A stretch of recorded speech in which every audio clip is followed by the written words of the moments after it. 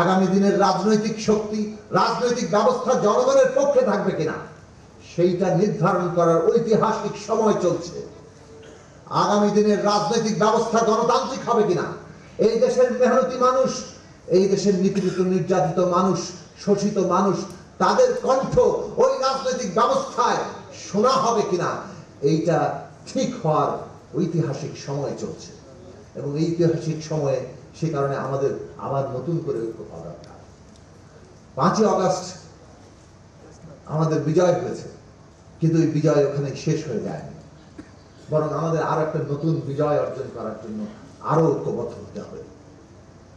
কেননা রাজনীতিতে একটা ফ্যাসিস্ট কিংবা একটা অত্যাচারীর পতন ঘটানোই কিন্তু চূড়ান্ত বিজয় নয়, সেটা বিজয়ের প্রথম ধাপ। কিন্তু চূড়ান্ত বিজয় হবে তখনই যখন আমরা পুরো ব্যবস্থা সমেত এমন রাজনৈতিক শক্তি গড়ে তুলতে পারবো, এমন নতুন ব্যবস্থা কায়েম করতে পারবো যেখানে সত্যিকার অর্থে সাম্য, মানবিক মর্যাদার সামাজিক সুবিচার প্রতিষ্ঠা হবে। সেই লড়াইটা থামিয়ে রাখলে সেই লড়াই আমরা যদি সকলে অংশ না নিই, আমাদের এই জুলাই আগস্টের ঐতিহাসিক অভ্যুত্থানের বিজয়কে আমরা ধরে রাখতে পারবো না।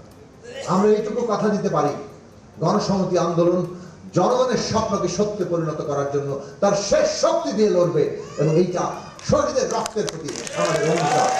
আপনারা সবাই ভালো থাকবেন। আমরা এই দেশে জুলাই আগস্টের শহীদদের, জুলাই আগস্টের সকল শহীদ পরিবারের এবং আহতদের তাদের চিকিৎসা, তাদের মর্যাদা এবং তাদের ন্যায় বিচারের জন্য আমাদের সমস্ত সামর্থ্য দিয়ে লড়াই করে যাব।